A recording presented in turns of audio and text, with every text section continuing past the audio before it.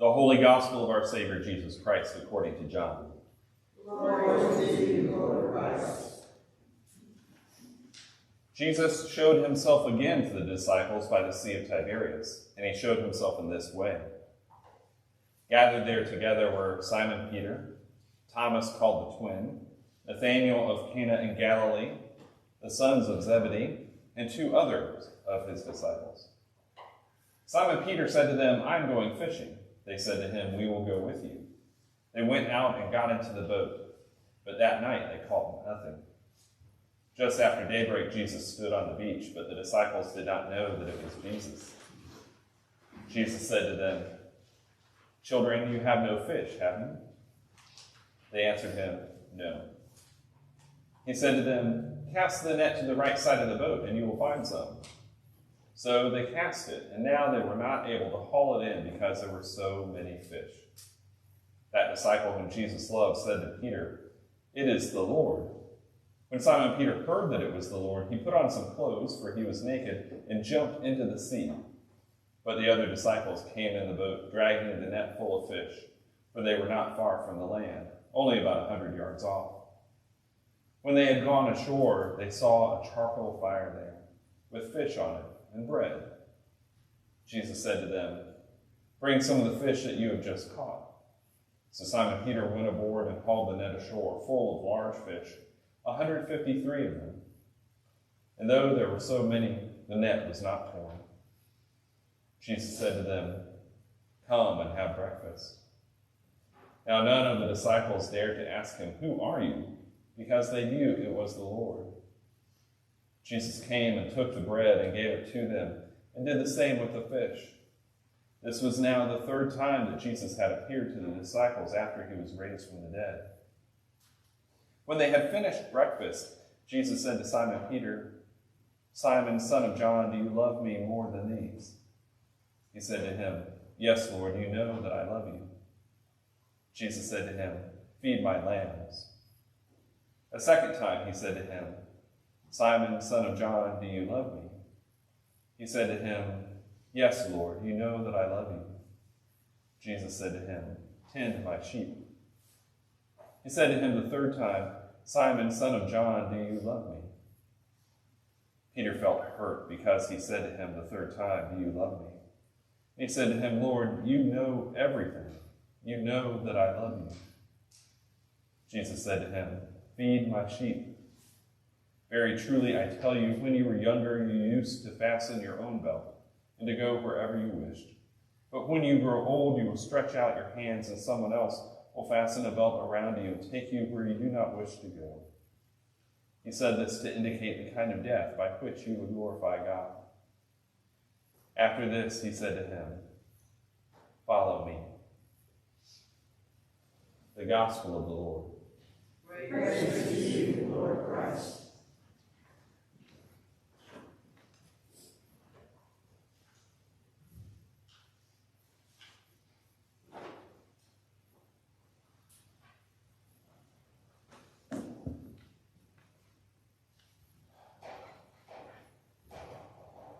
In the name of God, who has the power to raise us from the dead. Amen.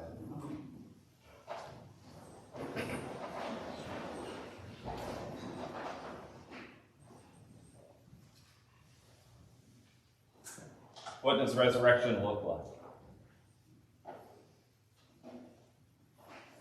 In your mind's eye, in your heart, what does resurrection look like?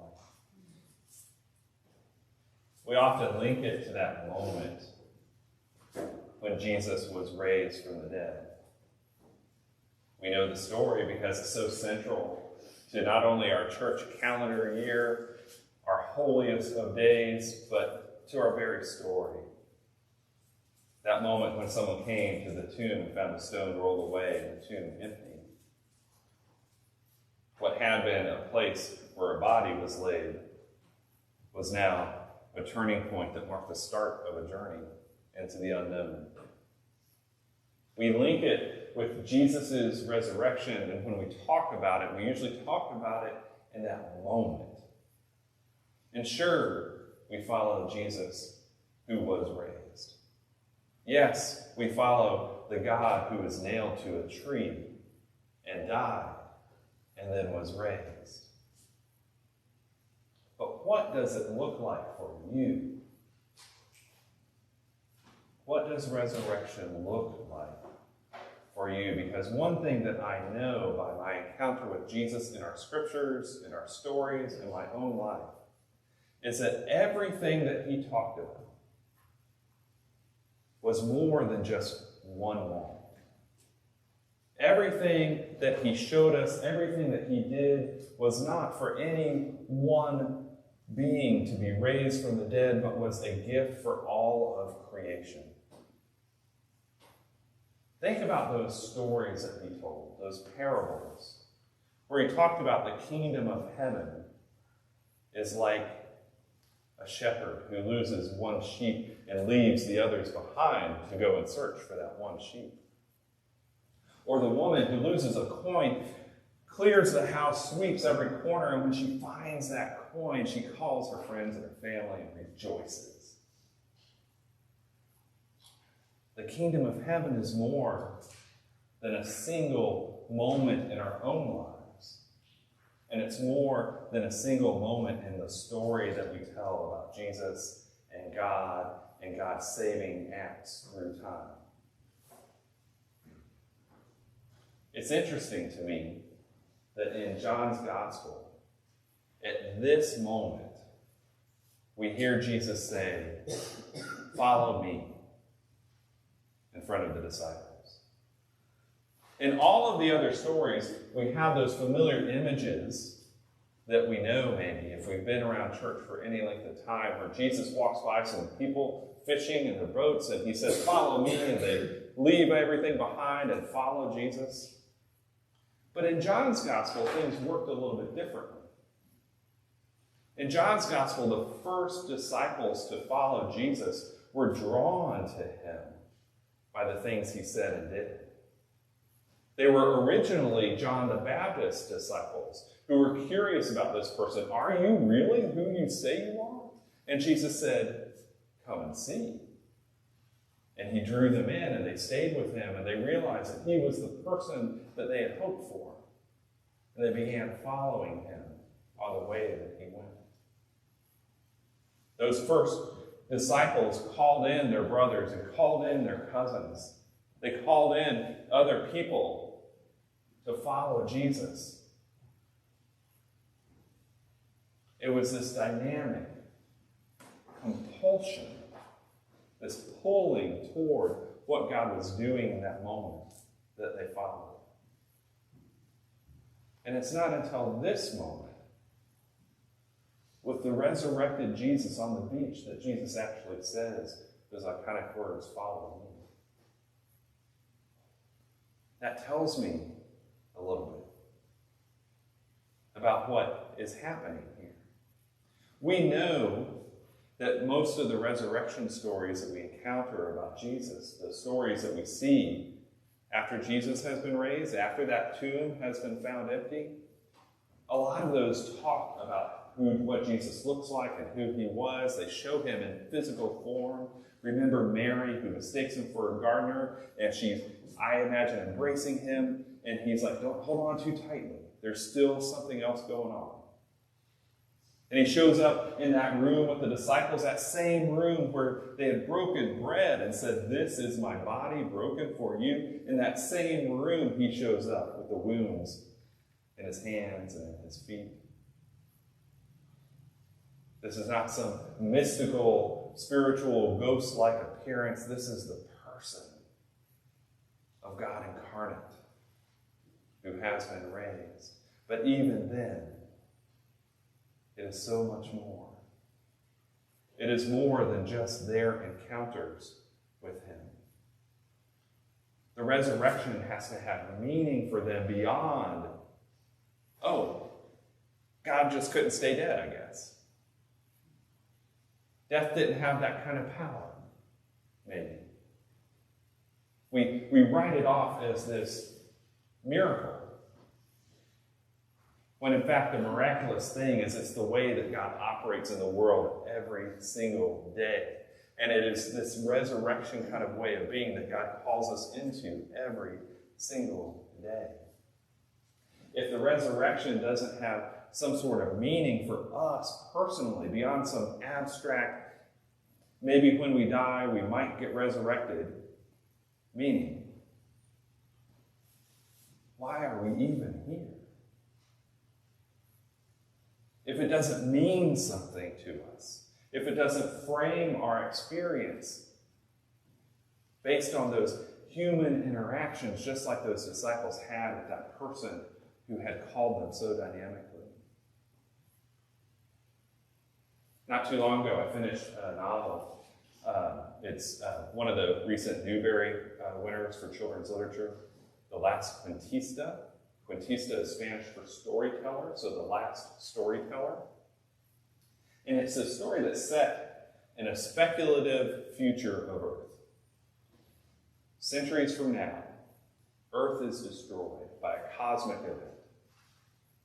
Now, because centuries from now, humans have already discovered habitable planets, and they have time to escape the catastrophe. Some of them do. Now, this journey to this planet that would be a new Earth, maybe, but at least a new start, is centuries long. And so some of the survivors go into a stasis, into a sleep, while others, and their succeeding generations, make sure everything is operational and they're ready when they land to be able to establish humanity on that new planet. And those who are awake start to realize that, well, we didn't really do a good job with the last Earth. Maybe we have an opportunity to start over. Maybe we can not have war so much.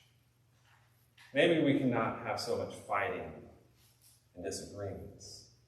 And so they realized that what they could do is they could get rid of our differences. They found a way over those centuries to reduce scientifically the pigments and melanin in our skin so that this new generation of people were actually almost clear in their skins. They erased the memories of their stories and their histories so that those who woke up and were going to be the colonizers, were going to be the first ones to step out, had no memory of ever having hated anybody, of ever having been hurt by someone. And one of the things that happens with the heroine in the story is she realizes that without the stories, without the histories, without these meaning-making tales, we had no capacity for empathy. We had no ability to love and to understand someone who was different from us. We had no ability to be our own self and to grow together as a community. And I'm not going to give much more of the story away, but just to tell you that the struggle of that heroine and the people around her are to see if that's enough to survive. If the collective memory of who we are is enough to create humanity, to make humanity, to create meaning in our relationships. And it's a lovely story, and it's a quick read, and I highly recommend it. But they had a type of resurrection where their planet had died, they themselves had had themselves erased, and they had an opportunity to move into something else. They had an opportunity to see who are we at this moment. And I think that's one of the joys of resurrection. One of the points of resurrection. That God is calling us into something more from wherever we are. Because if it doesn't have meaning to us, if it isn't something that we can connect to our own stories, then it's just a story. If resurrection doesn't mean anything, then there is no resurrection. I love that moment where blessed Peter, jumps off the boat. Did you catch that? He jumped off the boat and swam to shore. And I honestly think it was close enough that, or maybe it was far enough, I kind of imagine him and the boat getting there at the same time, even though he got a head start. He is so full of joy because remember his story? Remember how he had denied even knowing Jesus? How he had walked away from God? He himself was on the outside. And then there's Jesus on the shore. And he is so excited that he jumps in, he dives in, he heads toward where Jesus is. This resurrected Jesus, and he himself participates in a new life. Sharing bread and fish, sure.